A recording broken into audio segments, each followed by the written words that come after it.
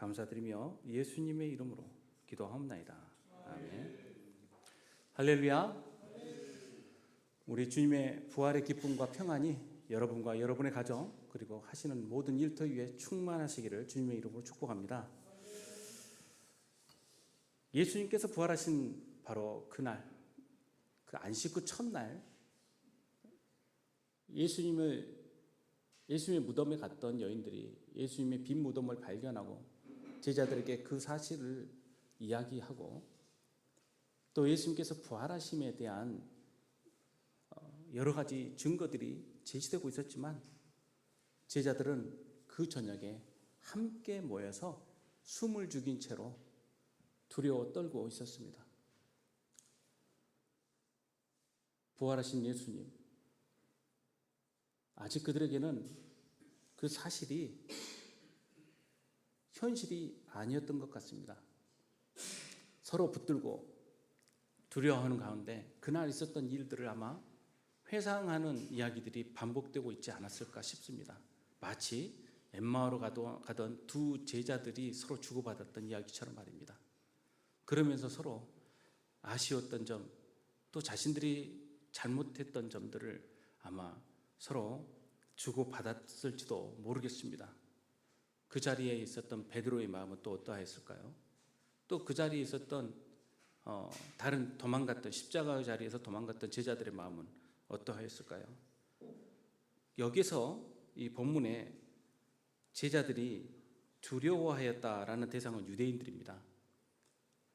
갑자기 언제 들이닥칠지 모르는 그들, 특히 성전 경비대 레위 사람들이 문을 차고 들어와서 그들을 끌고 갈지, 그리고 갑자기 들리는 개소리들만 들어도 가슴이 아마 벌렁벌렁 하였을 것입니다. 그런 와중에 문을 굳건히 닫고 있는 그들 가운데 예수님께서 갑자기 등장을 하십니다. 어떻게 들어오셨다는 이야기는 전혀 나오질 않아요. 아마 부활하신 예수님께서 그 영광과 권능 가운데 그 자리에 그 어떤 방해도 상관없이 등장하실 수 있지 않았을까, 이렇게 우리들은 추측을 할 뿐입니다. 제가 보기에는 예수님은 놀라게 하시는데 아주 재주가 있으신 분인 것 같아요. 부활하신 날 텅 빈 무덤을 바라보면서 근심과 걱정과 두려움 가운데 그 무덤을 지켜보던 여인들 뒤에서도 너희들 뭘 보고 있어? 라고 깜짝 놀래키시질 않나. 또 두 제자가 서로 수근거리면서 근심 가운데 길을 걷고 있을 때 뒤에서 무슨 이야기들을 그렇게 속닥거려? 라고 하면서 나타나시질 않나. 이제는 방 안에서 서로 고개를 쳐박은 채로 두려움 가운데 모여있던 그 제자들 가운데 나타나셔서 두려워하지 말고 평안하라고 예수님께서 인사를 건네십니다. 너희에게 평강이 있을지어다. 여기서 말씀하는 이 평강, 이 평안은 요한복음에서만 3번 나오는 단어예요. 그러니까 히브리어로 보통 우리가 평안, 평강, 안녕이라는 인사를 할 때는 샬롬이라는 말을 씁니다. 우리도 오늘날 교회에서 서로 인사를 할 때 샬롬이란 말을 참 많이 주고받죠. 샬롬이란 말 자체가 우리가 하는 인사, 안녕하세요라는 말과 똑같은 평안을 선언하는 말이기 때문에 그렇습니다. 그런데 이 에이레네라는 헬라어 단어는요, 여기서 말씀하는 또 이 평안은 마음의 동요가 없이 두려움이 없는 상태를 말을 할 때, 표현할 때 쓰는 단어예요. 히브리어로 샬롬은 전쟁이 없는 상태, 그리고 또 부족함이 없는 상태를 이야기를 할 때 샬롬이라는 말을 씁니다. 즉 등 따스고 배부를 때 쓰는 단어가 샬롬이죠. 그러나 에이레라는 말은 좀 더 마음이라는 부분에 중점이 두어져 있습니다. 그 마음의 평안이 중요해요. 밥을 굶든지 배가 부르든지 상관없이 마음이 평안한 상태를 이야기를 하고 있는 것이죠. 제자들에게는 극심한 공포가 있었습니다. 요한복음 14장 27절에 이 에이레네가 선포되는데, 평안을 너에게 끼치노니 곧 나의 평안을 너에게 주노라. 내가 너에게 주는 것은 세상이 주는 것 같지 아니하니라. 너희는 마음에 근심도 말고 두려워하지도 말라. 이 말씀은 예수님께서 주시는 평안이 우리가 아는 세상에서 여러 조건들 가운데 우리의 체험을 통하여 만족감을 나타내는 그런 평안이 아니라 보다 마음 깊숙이 담겨있는 우리들의 인생에 대한 고민, 그리고 우리들이 가지고 있는 온갖 두려움들에 대한 정의, 이것을 다 평안하게 만들어주신 상태, 이 상태를 말씀하고 있는 것입니다. 그래서 세상이 주는 것과 다른 평안이 이날 선포되고 있는 것이죠. 요한복음 16장 33절에 이것을 너에게 이르는 것은 너희로 내 안에서 평안을 누리게 하려 함이라. 세상에서는 너희가 환난을 당하나 담대하라. 내가 세상을 이겼노라. 아멘. 이 말씀을 주실 때도 이 평안이 바로 그 마음 가운데 끼쳐지는 평안을 말합니다. 그러니 사실상 우리가 생각하는 평안이라는 것은 세상에서 물리적인 고통이 없고 사람들과의 대결도 없고 또 내가 고민도 없는 그런 체험을 얻는 상태에서 나타나는 것이라고 한다면, 예수님께서 주시는 평안은 사실상 환경의 변화는 없지만 우리의 마음의 변화가 일어날 때 이루어지는 평안을 말을 합니다. 우리는 자꾸 우리의 평안을 이야기할 때 어떤 조건이 바뀌어야 된다고 생각을 많이들 합니다. 그래서 기도할 때도 우리는 평안을 간구하지만 평안의 조건이 뭐냐? 우리에게 있는 문제들이 해결되기를 원하죠. 그러나 예수님께서 주시는 평안은 보다 근원적이어서 이러한 것들과 상관없이 우리들이 어떠한 상황에서도 자족하고 기뻐할 수 있는 평안이 바로 이 평안이라 할 수 있겠습니다. 그래서 요한복음 16장에 나오는 말씀의 평안은 조금 뒤에 성령님의 임재와 아주 밀접하게 관계를 하고 있습니다. 이러한 평안은 우리가 믿습니다라는 말로만 이루어질 수 있는 것이 아니라 성령님의 간섭과 임재와 역사가 아니고는 불가능한 평안이기 때문에 그렇습니다. 이때 너에게 평안을 끼친다라고 예수님께서 인사를 하실 때 제자들이 이 말을 들으면서 바로 평안의 상태로 들어갈 수 있었을까? 글쎄요. 예수님께서 이걸로 끝이었으면 다시 반복하지 않으셨을 텐데 또 그 인사와 함께 예수님께서 주시는 선물이 기다리고 있습니다. 이 말씀을 하시고 손과 옆구리를 보이셨다라는 말씀은 이 제자들이 얻고자 하는 평안이 일단은 외부적 조건에 의해서 일단 진정되어야 함을 저는 보여주고 있다는 생각을 하게 됩니다. 제자들이 그 평안을 말씀과 함께 바로 받아들이고 즉시로 평안할 수 있는 상태는 아직은 아니었다는 것이죠. 왜 그렇습니까? 일단 예수님의 부활에 대하여 확실한 믿음이 아직 덜 서 있는 상태에서 예수님을 만나게 되었고요. 그 예수님이 환상인지 실제인지에 대한 구분도 모호한 상태였기 때문에 아마 그럴 겁니다. 그들이 가지고 있는 관습, 생각, 사상들은 그 시대의 배경을 두고 있었기 때문에 사람들은 이러한 형태의 예수님의 부활과 같은 사건을 듣지도 못했고 경험해 본 적도 없기 때문에 그러할 것입니다. 그럴 때 예수님께서 손과 옆구리를 보이시죠? 그 손과 옆구리를 보이실 때 제자들이 예수님을 알아보고 매우 기뻐하게 되었습니다. 이때 그들 가운데 기쁨이 넘치기 시작하고 충만하기 시작했죠. 이에 예수님께서 다시 너희에게 평강이 있을지어다 라고 또 평안을 선언하십니다. 아버지께서 나를 보내신 것 같이 나도 너희를 보내노라 라는 말씀이 이어지게 되는데요. 이 말씀은 평안 가운데 그 평안을 충족하고 맛보고 체험하게 된 사람들은 그 평안을 가지고 내 자리를 만족하고 머무는 것이 아니라 이 평안을 전할 사명자로서의 사명을 받게 된다는 뜻이죠. 그러니 우리가 예수님을 믿고 신앙 가운데 우리가 이러한 평안을 얻게 되었을 때 우리가 하게 돼야 될 일들은 그 평안을 가지고 내 이웃과 가까운 지체들뿐만이 아니라 내가 할 수 있는 한 모든 힘을 다하여서 이 평안을 전하는 일일 것입니다. 마지막 만찬 자리에서 평안과 함께 예수님께서 성령을 언급하셨어요. 그게 요한복음 16장에 나오는 그 마지막 강론 부분입니다. 여자가 해산하게 되면 그때가 이르렀으므로 근심하지만 아기를 낳으면 세상에 사람 난 기쁨으로 말미암아 그 고통을 다시 기억하지 아니하느니라. 그렇죠. 여기 계신 많은 분들이 자녀를 두셨기 때문에 그 기쁨을 알고 계실 겁니다.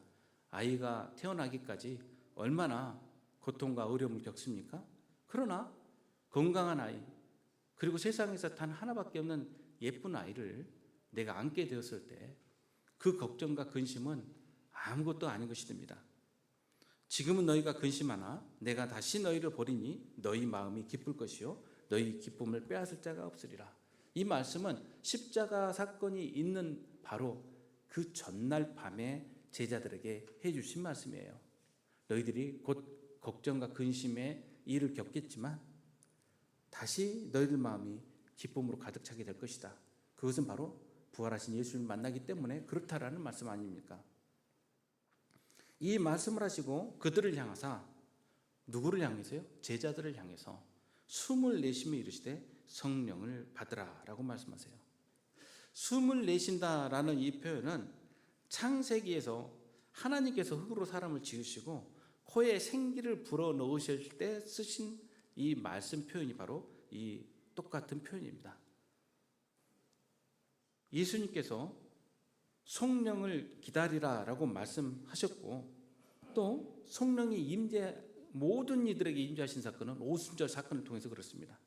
그러나 이 자리에서 이미 선제적으로 가장 중요한 사역자들인 예수님의 제자들에게 성령을 내어주십니다. 숨을 내쉬면서 내어주셨다라는 부분에서 새로운 생명이 부여됐다는 것을 우리는 알 수가 있어요. 이것은 선지자 엘리야가 사렙다 과부의 죽은 아들의 코에 생기를 불어넣었을 때 썼던 그 숨쉼이었고요. 선지자 에스겔이 마른 뼈들이 모이는 곳에 생기를 불어넣는 예언을 할 때도 역시 동일한 단어가 쓰여지게 됩니다.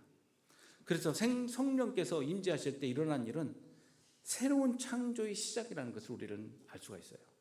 예수님께서 부활과 더불어 약속하신 그 약속이 바로 새 언약이며 새 창조이기 때문에 그렇습니다.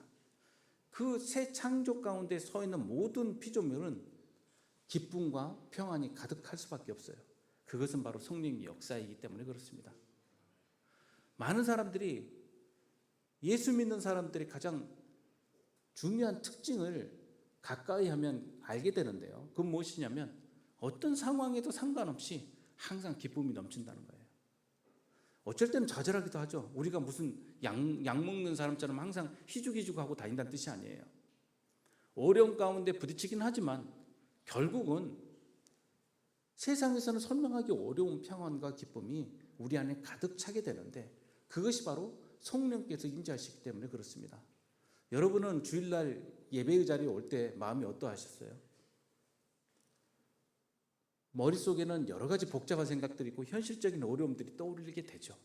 그러나 하나님의 성전에 들어와서 말씀을 접하게 될 때 우리는 하나님께서 주시는 기쁨과 평안 가운데 다시금 소생되게 됩니다. 이것이 바로 새 창조의 역사를 할 수 있겠습니다. 요한복음 16장 23절 24절에 이렇게 말씀하세요. 그날에는 너희가 아무것도 내게 묻지 아니하리라. 내가 진실로 진실로 너희에게 이르노니 너희가 무엇이든지 아버지께 구하는 것을 내 이름으로 주시리라. 지금까지는 너희가 내 이름으로 아무것도 구하지 아니하였으나 구하라. 그리하면 받으리니 너희 기쁨이 충만하리라. 아멘. 내일이 어린이날이에요. 오늘 우리 어린이들도 와 있는데 내일 어린이날 기대가 되죠? 우리 어린이들 기대 안 돼요? 요즘은 기대가 됩니까? 안 됩니까? 목사님은 어릴 때 5월 5일이 진짜 한 달 전부터 손꼽아 기다려졌어요. 5월 5일 날 뭐 엄청난 일이 있는 것도 아니에요. 이벤트가 있는 것도 아니에요. 근데 그날이 그냥 좋아. 그날이 우리 날이니까 그냥 좋죠. 그리고 그날에는 작은 선물도 기다리고 있고 또 그날은 야단도 안 맞고 뭘 일을 해도 웬만하면 다 그냥 지나가게 되고 요즘 어린이날은 매일 특별할 것 같지는 않아요. 애들이 어린이날이어서 좋아라고 하면 거기 한번 살짝 갸우뚱한 걸 제가 여러 번 봤거든요. 왜 그러냐? 매일매일이 어린이날이에요. 사실 요즘 어린이들은 마음에 원하는 게 있으면 사실상 부모님들이 지체하지 않고 거의 들어주잖아요. 그러니 어린이날이 특별하기가 참 어렵죠.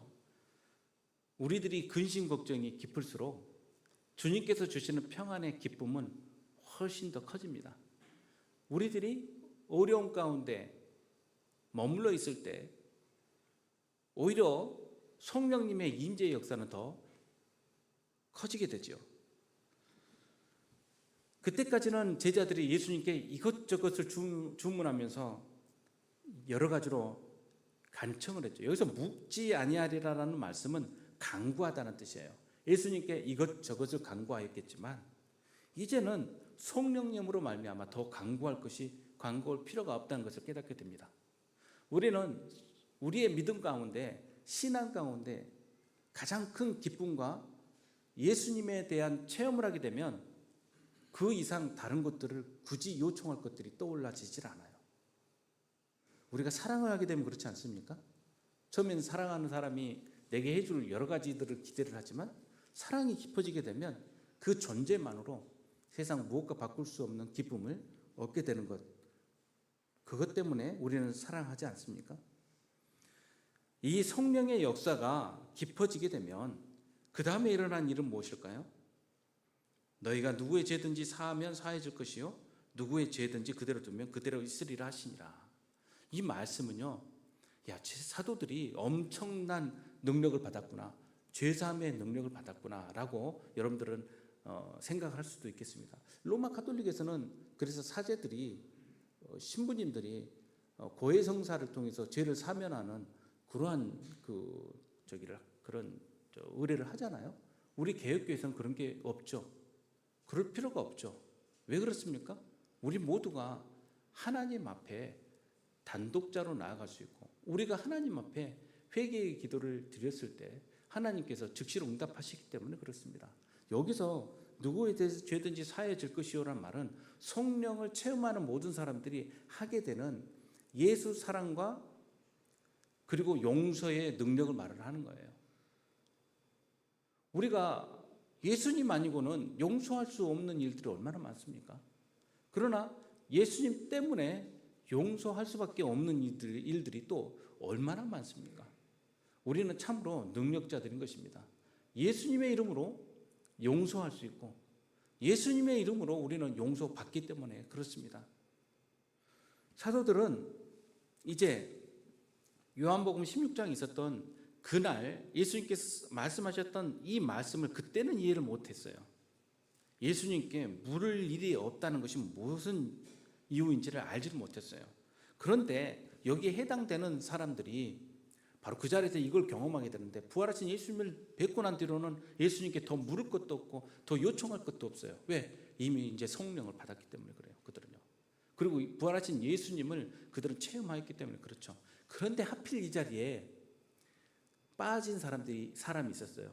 그 이름이 바로 디두모라 하는 도마입니다. 저는 도마의 이름을 들으면 괜시리 웃음이 나와요. 왜 하필 이날 결석을 해가지고 아마 천국에 가면 누가 그렇게 써놨더라고요. 도마 그러면 그 책에 써져 있을 거라고. 예수님 부활하신 날 결석함. 예, 그날 하필 어디를 갔는지 몰라요. 도마가 이날 없었어.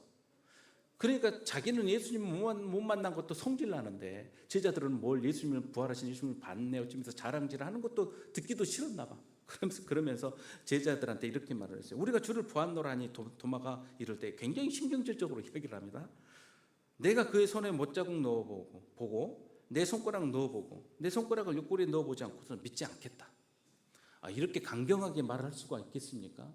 아마 그 자리에 잊지 못했던 그러한 야속함과 또 예수님께서 하필 왜 나한테는 안 나타나시지에 대한 그런 부분에 대한 불만도 있었던 것 같아요. 나 예수님 나타나면 나 손가락으로 꼭꼭 다 눌러볼 거야.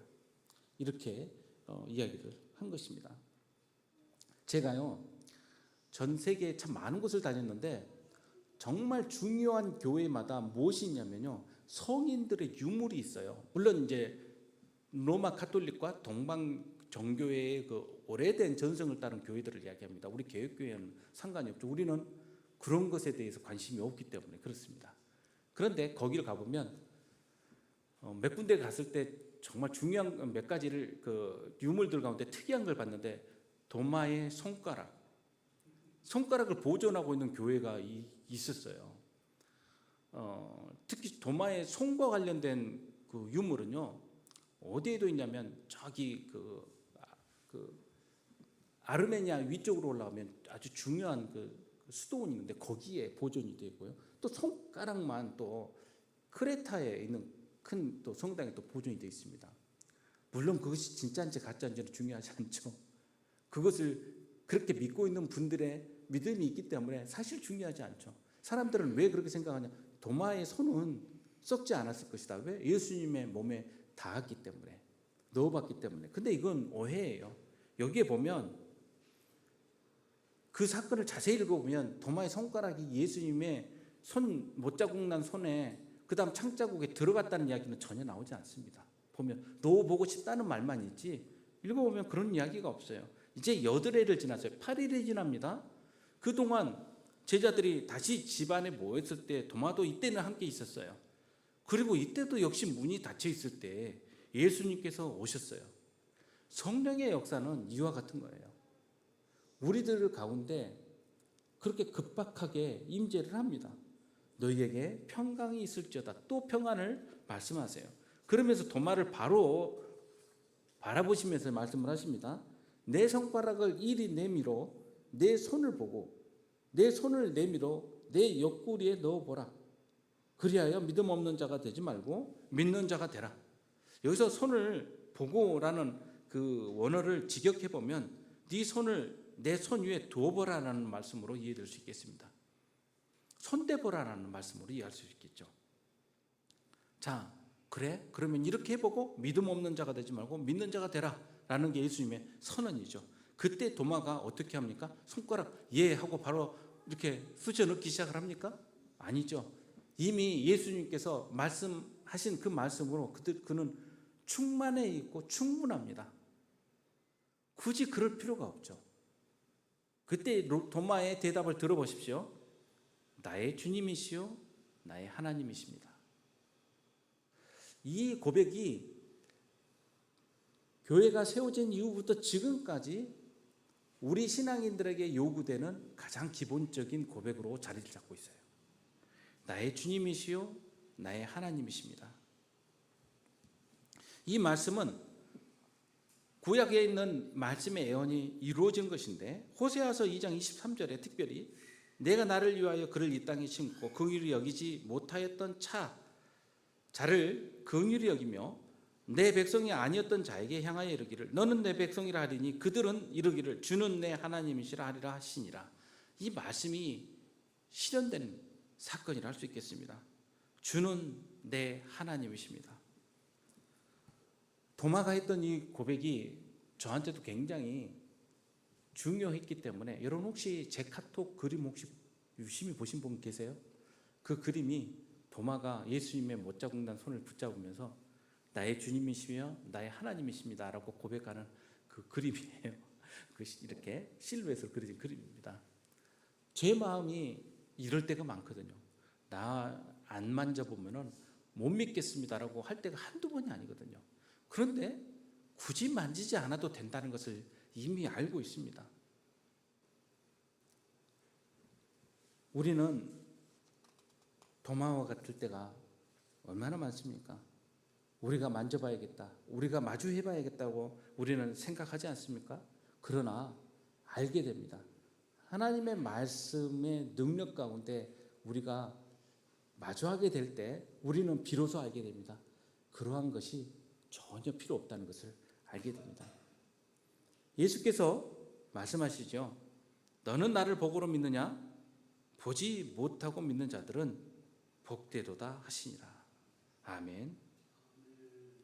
보지 않고 믿은 자들은 복되도다 라는 말씀이 직접 직역해 봤을 때의 해석입니다.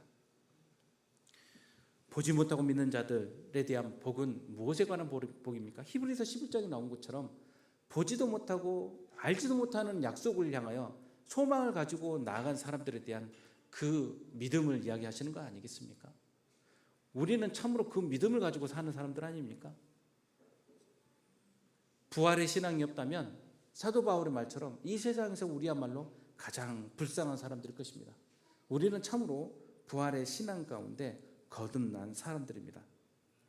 예수님께서 보지 못하고 믿는 자들은 복되도다고 하신 말씀처럼 우리는 이러한 복을 받은 사람들입니다. 예수님께서 이러한 기적들을 행하신 이유들은 요한의 말처럼 하나님의 아들 그리스도이심을 우리로 하여금 믿게 하려는 목적이고요. 그리고 성경책이 우리에게 전해진 이유는 예수님의 이름으로 말미암아 생명을 얻게 하기 위한 일입니다. 우리가 왜 이 시간 말씀을 듣습니까? 왜 일요일 날 시간을 내어서 이 자리에 함께 모입니까? 예수님의 부활을 함께 축하하고 예수님의 부활하심을 우리가 함께 체험하고 그 말씀을 통하여 다시금 소생되기 위한 그 목적을 가지고 모이는 것 아닙니까? 우리가 왜 예수님의 몸과 피를 성찬을 통하여 매번 기억하면서 받습니까? 부활하신 예수님을 믿기 때문에 그렇지 않습니까? 이 성찬식을 통하여 예수님의 몸과 피가 떡과 잔이 우리 몸 안으로 현현하여 들어올 때 성령께서 역사하셔서 부활하신 예수님을 우리가 체험하도록 다시금 우리가 그 역사 안에서 소생되도록 하시려는 뜻이 이 성찬식 가운데 담겨있는 뜻 아니겠습니까? 성도 여러분, 우리들은 믿음은 연약합니다. 제자들처럼 두려워서 문을 닫을 때도 한두 번이 아니고요. 내가 만지지 않으면 도저히 안 되겠다고 성질 낼 때도 한두 번이 아닙니다. 그러나 예수님께서 바로 성령께서 역사하시면 다시는 너희들이 그렇게 묻지도 않을 것이고 너희들이 나에게 요구하지도 않을 것이다 라고 말씀하신 것처럼 그 임재의 사건이 우리에게 항상 새롭게 일어나고 있는 줄 여러분 믿으시기 바랍니다. 그 믿음 가운데 우리는 소생되는 것이고 그 믿음을 바라면서 우리는 신앙생활을 하는 것이고 그 믿음의 역사를 가지고 우리는 복음을 전하는 사명자로 서게 되는 것입니다. 이 믿음의 역사가 오늘 이 시간 저와 여러분들 가운데 충만하게 임하시기를 주님의 이름으로 축복합니다. 함께 기도하겠습니다. 아버지 하나님, 저희는 믿음이 연약하여서